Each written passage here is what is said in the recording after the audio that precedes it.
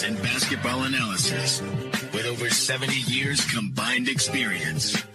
This is the Bob Ryan and Jeff Goodman podcast. NBA, some college, a little bit of everything. You know, what can I say? Hi again, everybody. It is time for the Bob Ryan and Gary Tanguay Zoom and Pod. And we are brought to you by FanDuel, the exclusive wagering partner of the CLNS Media Networks. The NFL season wrapping up, looking ahead to the playoffs. And this is time to get in on the action with FanDuel, America's #1 sportsbook. Right now, new customers get $150 in bonus bets guaranteed when you place a $5 bet. All right, Bob, let's get to it. We're going to start with the Memphis Grizzlies, and such a disappointment, first of all, that Ja Morant is done for the season. Yeah. What do you think his future is? Well, he's still young, obviously, and his talent is unlimited. His ceiling is very high. He'll bounce back, I think. I like to think he had learned something from his suspension and the reason for it, and he's growing and maturing. I'd like to think. I can't verify that, but he came back with his skills intact, and now he gets hurt. So I mean, I was just thinking as we were preparing, what a disastrous 18 months, or the guy was right on the top of the world. He was young. Everything was going his way. The team was improving. They were in the. I mean, they weren't going to win a championship, but they were a playoff level team, and with Jackson Jr. is really good, and Damon Bain, who had 32 last night, right, is really good, and the coach, I think, is respected, and they're good. So future, he's still young enough to bounce completely back. That's all I can say. And then you had Marcus, and he got hurt last night, and Marcus was feeling it. Having another game. Marcus had 23 and 21 minutes when he got hurt. He had made 4 threes again. Now, we know how streaky he is on threes. Yes, we do. But this is the guy. This is a really useful player when he's combining all the night in, night out defense and unpredictable stuff that he does, and that disrupts teams with legitimate offense. And so, but their season is just blown up in their face now. Without. Well, it's too bad, because I look at Memphis as one of those teams I want to watch. You're right; they're not going to win the title, and I think as the season progresses, you're looking at the Celtics, you're looking at Denver. You like Philly. I still think it's an outside shot, but you never know. Yeah. But I look in Milwaukee. I don't think OKC is there yet. I think that, but I think there's really 3 teams that could win it, in my opinion, at this time. But there's a ton of teams you want to watch, and Memphis was one of those teams. Now, maybe without Morant for the rest of the season, you want to see Marcus if the finger's okay. You want to see Bain, A lot of young players in the league. San Antonio's worth watching. OKC's certainly worth watching. OKC, Orlando. Orlando, right. I like those young players. WW's worth watching. And Sacramento. Let's talk about them. I know you want Sabonis. Well, Sabonis, I'm such a suck up to Sabonis, the whole family. Well, let me run the stats. 37 points, 13 assists, 10 rebounds. The Kings were down by 20 in the first quarter. Then they led by 15 in the third. The Pistons have this problem, right? Because that's what happened with the Celtics. The Celtics were down by a 21. bunch. Yeah. So this happens to the Pistons all the time. This game, we know that the NBA can be a game of runs. People say it all the time, but this is to the ultimate extreme. If anybody, we got to go out there. They were down 20 in the first. They're up 15 in the third. The Kings, and there's a 35-point swing. They lost the lead completely, and they wound up winning by 21. Right. I mean, I'm I'm going to Ralph Crampton here. What do you say? But my guy Sabonis, I just totally love his game. But the first time I ever laid eyes on him in a Gonzaga uniform on television, I said, "Oh my God, the kid can play." And of course, Daddy was one of the greatest clinicians ever at the position. And of course, I keep reminding people, we never saw the best of Arvydas Sabonis because by the time he had several injuries and a couple of vats of vodka ago when he got over here. But he could play this game, and the kid is wonderful. So anyway, Sacramento's they got Fox, they got Monk. they got people that they're a fun team to watch. I Oh, think. Bob, I mean, if you're a true basketball fan, right? If you're a true basketball fan, you have to love the European game and what they bring. And we've seen it with I mean, you mentioned the other day, I think you and Jeff were taking, if you had the international all-stars against the States, I'll give you a sneak. Stay tuned. You might be reading something about that in the near future. I'll just give you. Oh, really? Is that a little preview to the old globe? Wink, wink. Okay. Yes, wink, Yeah, wink. keep your eyes open. You might see something about that in the near future somewhere, in a publication near you. The NFL season is wrapping up, but there is still time to get on the action with FanDuel, America's #1 sportsbook. Right now, new customers get $150 in bonus bets guaranteed when you place a $5 bet. That's $150 in bonus bets, win or lose. The app is so easy to use, and there are so many different ways to bet, like live same-game parlays, find bets in the new Explore tab, pick a parlay in the Parlay Hub, the best way to find popular parlays, and more. So visit FanDuel.com/Boston and make your first bet a layup. FanDuel, official partner of the NFL.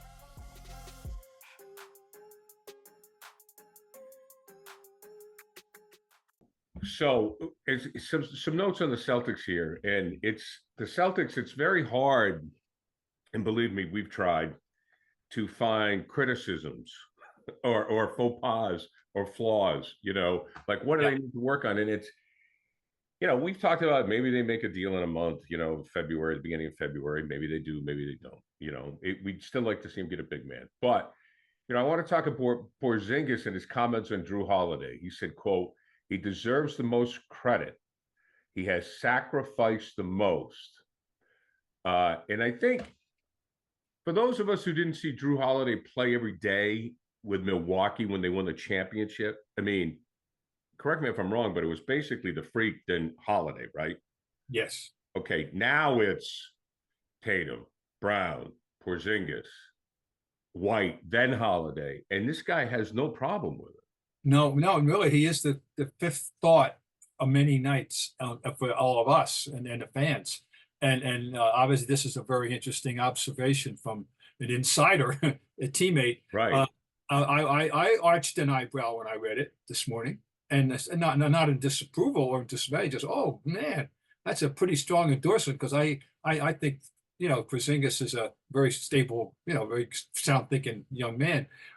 Yeah, that was really impressive. Really impressive. I have to tell you, Garrett, he kind of flew under the radar for me from the beginning.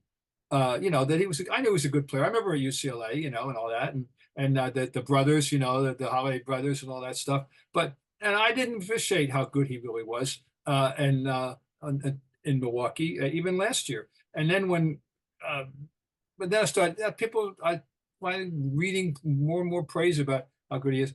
And he fell, and this is the ultimate, fell out of the sky. If ever, Right. in all the Celtic history of transactions, there have been lucky things like Don Nelson, for $1,000, okay, waiver wire or whatever it was.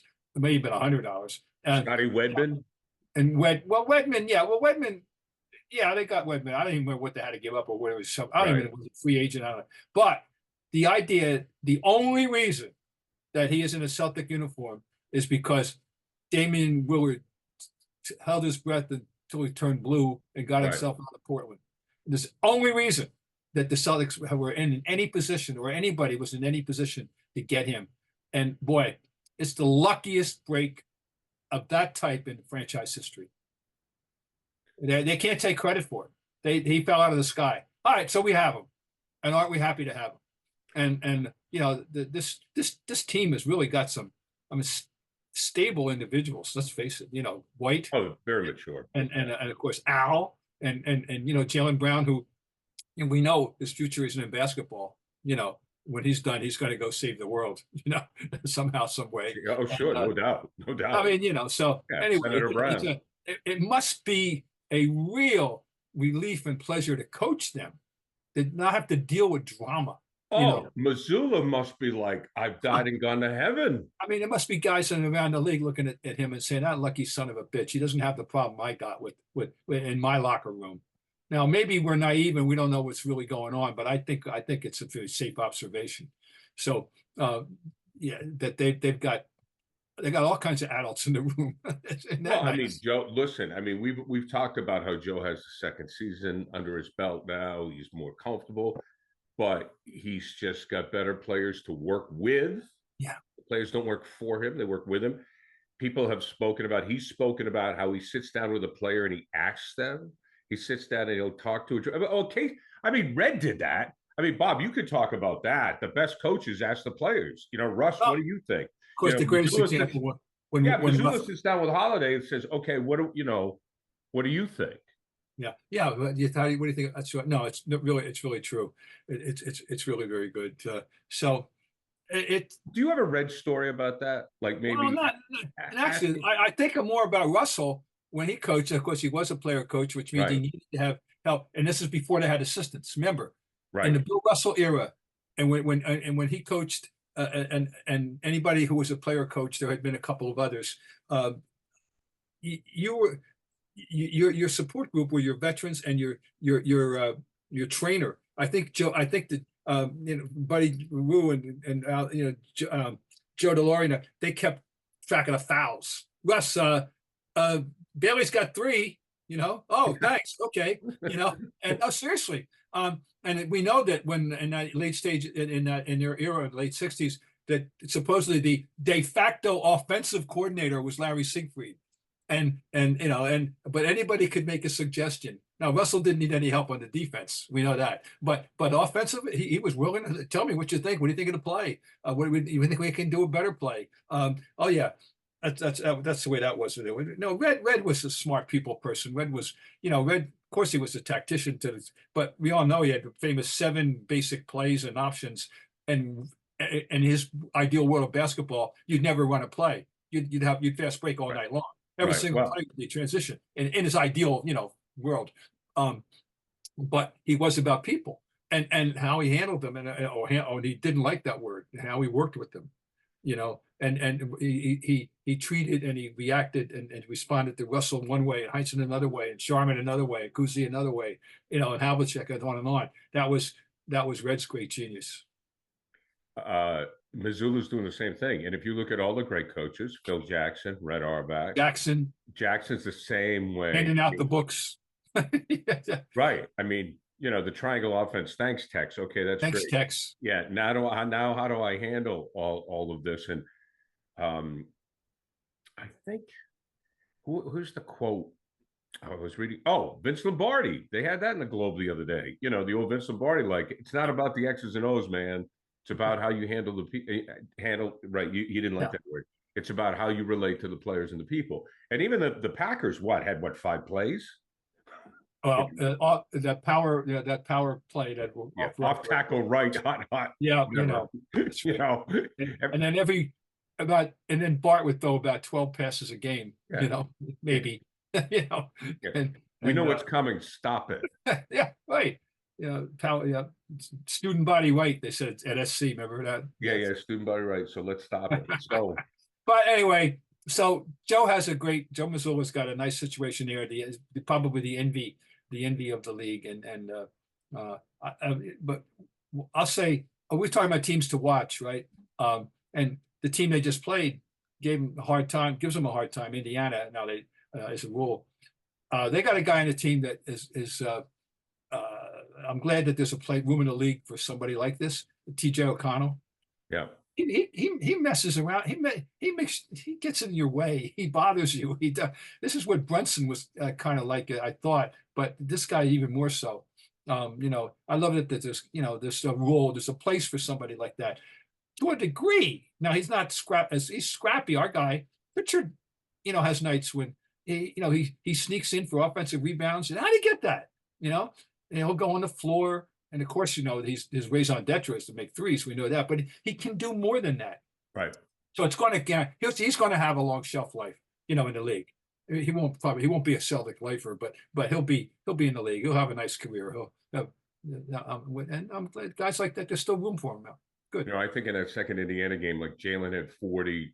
Tatum gets some rest, and Joe has said that's what he's going to do. And they still almost won the game. I mean, there's some questionable calls at the end. Oh, right? Well, let's get to that. Okay. Let's get to that. But can I, before you tell me how you want to answer this. because I wrote all of this down. On those calls, like the Porzingis call, they said should have been a non-call, I believe, and that he ended up going to the foul line and winning the game.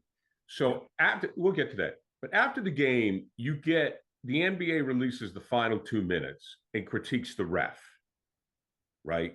Yes. So they admit that they got all the calls. They admit what they got right and what they got wrong.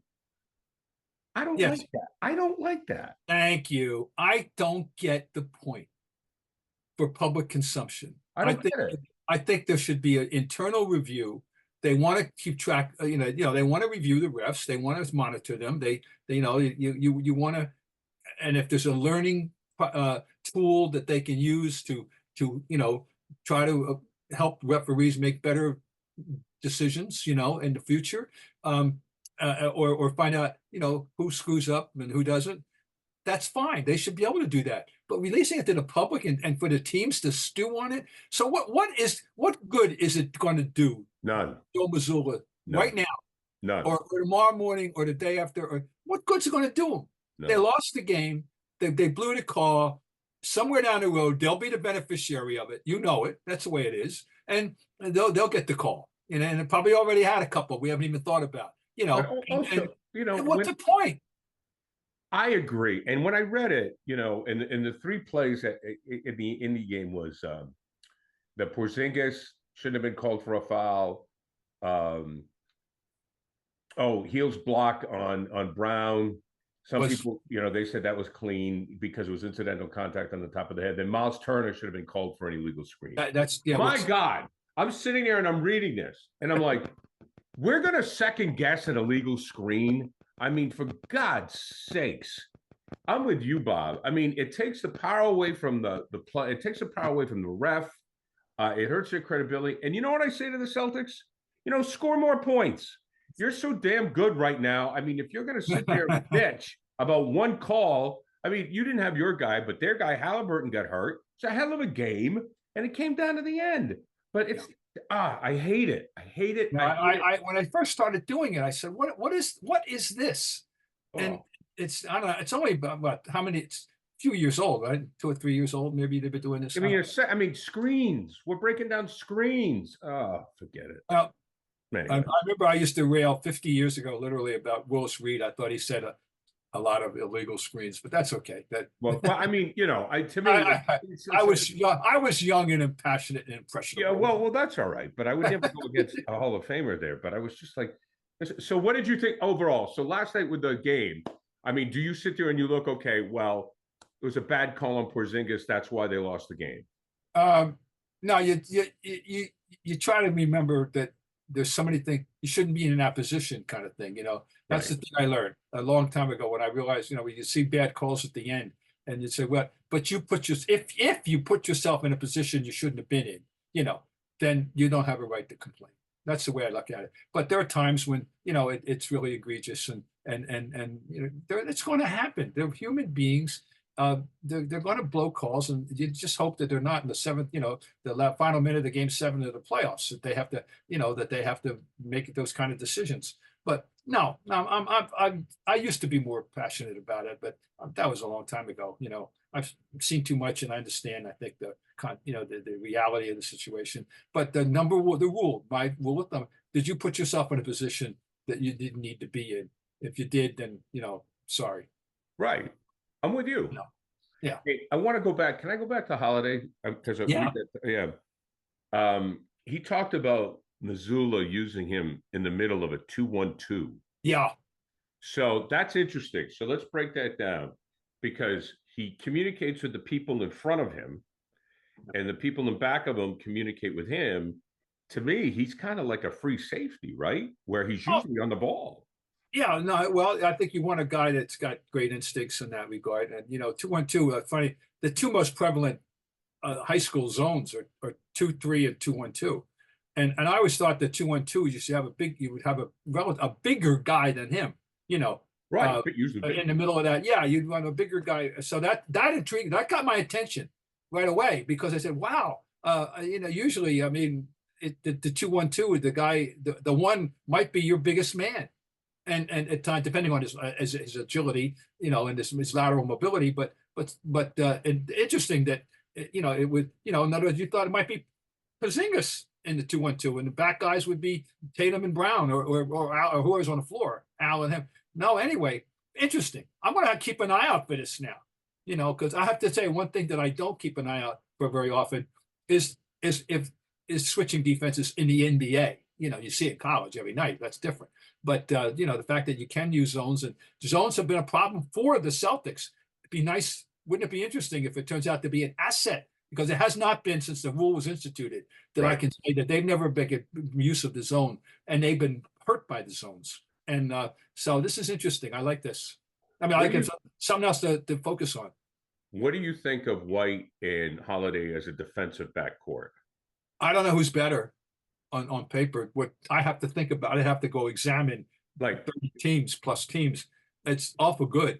And they're both surprisingly good, I think. I mean, we just don't focus on that. You know what I mean? Yeah, no, they are. These are pros. They're not perfect. Obviously guys can score against them, but White particularly, this shot block thing is just blows my mind. With him, what he's done this year with blocking shots out of the guard position. But no, it's good. They're in good hands. Obviously, I don't know that there's a better defensive duo in the backcourt in the league. Hey, now that it's summer, you might be looking for wholesome, convenient meals for sunny, active days. Factor, America's #1 ready-to-eat meal kit, can help you fuel up fast with flavorful and nutritious ready-to-eat meals delivered straight to your door. You'll save time, eat well, and stay on track reaching your goals. Too busy with summer plans to cook though? Well, make sure you remain on course and eating well. With Factor, you can skip the grocery store and skip the chopping, prepping, and cleaning up too, while still getting the flavor and nutritional quality you need. Factor's fresh, never frozen meals are ready in just 2 minutes. All you have to do is heat and enjoy, then get back outside and soak up this warm weather. Elevate eating at home with our new upscale surf and turf and surf meal options like roasted garlic filet mignon and shrimp and Cajun spiced shrimp and salmon. And also budget-wise, it's very good too. Cut back on takeout, get Factor instead. Factor is not only cheaper than takeout, but the meals are ready faster than restaurant delivery in just 2 minutes. So head to factormeals.com/scribe50 and use your code SCRIBE50 to get 50% off your first box. That's code SCRIBE50 at factormeals.com/scribe50 to get 50% off your first box. Robert, you have been on the Knicks trade. That trade that they made, you were the only one that was on it. They won 5 in a row. They've not just won 5 in a row, Gary. The margins of victory in this order of those 5 games: 6, 16, 36, 16, 28. They're beating winning the last 5 games by 20 points a game. And Anunoby, he was he was hot. Last night he was hot. He had 23. He's at 17, 11, 11, 9, 23. But, he was obtained because they wanted to improve their defense. And they're getting a bonus with him as a 3-point shooter as well. But apparently he didn't even have, he started immediately, by the way. There wasn't even without even a practice. He goes into the lineup. Now I'm not going to say it's equivalent, but, being historically minded, I'm a history major, being historically minded, first thing I thought of was the most significant in-season trade in the Knicks history, which was obtaining Dave DeBusschere a few days before Christmas in 1968, and set in motion a 6-year run of the Knicks, winning 2 championships and losing in the finals. And I'm not saying he's going to have that kind of effect, of a Hall of Famer, but it is the most significant instant, shot of adrenaline that the Knicks have had since 1968. This is and by the way, Toronto's happy with the trade on their end. They're happy already. Barrett's going home. He's a Canadian. He may even be a Torontonian. I'm not sure about that. But and quickly, who last year was the favorite son. is right off to a good start with them. They're happy. So, you know, they're both teams are smiling with the, hey, didn't we do a good job? So that's good for them. All right. Do you put the Knicks in the Orlando OKC category? Well, if they're going to win them by 20 points again, they've elevated themselves clearly. And I think their their confidence and their self esteem, that's the word I'm saying, is shot up dramatically in last, you know, since in these games. How could it not? And I've said all along, I've always said, I'm not alone. I'm one of the many to say it's good for the league to have the Knicks good. Oh, no doubt. Oh, the Knicks are good. Of course. In any sport, it's good, but it's good, and it's particularly good in the NBA because, well, New York is a polarizing entity in all things. So now you're going to have people that, you know, that can go hate the Knicks, but they're going to watch them to hate them as well as the people. Oh, yeah. I mean, they got Spike, you know, Spike Lee. And there is, there is no more loyal. Maybe you can give me a couple of equals, but there's no more loyal fandom than the Knicks, who have suffered, you know, now for a long time. One playoff victory since 1999, or, you know, one playoff series, I think, and whatever it is, it's bad, and they keep coming, spending that money, and it's money, and they keep coming, and God love them. So they deserve something good to root for. So it's, I'll tell you this, in all my experience, there was nothing quite. It was a special flavor about it. The most interesting rivalry and moments to go to the Boston Garden in all my time were the early 70s when the Knicks were good and the Celtics were good. And this Garden wasn't selling out every night in those days. And the Knicks fans, you would have at least 1/3 of the building would be Knicks fans, because there were all these New York college kids that, you know, that from BU and Northeastern and BC and Jersey and that were going to, you know, to cheer for the Knicks. And it was like a college atmosphere. It was just electric. It was wonderful. Anyway, I welcome the Knicks into the hunt. Okay, I welcome them into the hunt. So, are the Knicks your favorite visiting team since you've been covering the Celtics? That's a very good question. You know, the Philly rivalry was great, and the Bird, you know, Boston 3-year Dr. J, and certainly Game 7 and 81 was, I say, the most emotional game I've ever covered in all those years, and nothing quite like it. That was good. The Lakers, of course. The Lakers, right? You know, I mean, but I don't want people to forget that. People know, you know, they associate, you know, because now so much time has elapsed since the Knicks have been, you know, violent, you know, whereas people are more willing to remember, because more people can remember when the Celtics and the Lakers were the item. So they're in there. It was good. I don't want people, you know, I want people to know how great that was. And it would be cool if we could ever, well, you're not going to have that kind of atmosphere because now Celtics sell out. Those tickets aren't available that were available 50 years ago. But you still would have a real buzz if the Knicks were good. Yeah, but whenever you have Boston, New York, it's good for business. Yeah, it is. And it's good for the league to have New York good and anything. So this is good. Now we'll see if this is sustainable. But once again, Brunson continues to, you know, prove that he's an all-star, and Randall. There's such controversy about Randall, but boy, some nights he's a beast. What do you think Tibbs is doing right? Well, he's always been a good, you know, defensive coach. I just think they've got enough. They've accumulated a better roster. Period. I don't think he's changed too much in any way. He's going to do it his way, and you know, he's a hard-nosed, relentless, defensive-oriented guy. But you know, he's got a long history now, man. He's come a long way since the Salem State days. I'll tell you that. So do you remember him from Salem State? No, I learned about him after the fact. I did remember Harvard a little, not much, but you know, I got to know him a little bit when he was here, and it is, you know, it's much more interesting guy than people. You know, people put him in a stereotypical, you know, box. He's just a lifer. He should sleep on a couch and you know, and he didn't mind projecting that image, but there's more to him than that. He's a good person. Yeah, he's a very good person. I liked him when he was with the Celtics, and I like the fact that he's finding success. And it seems to me the Knicks like to play for him.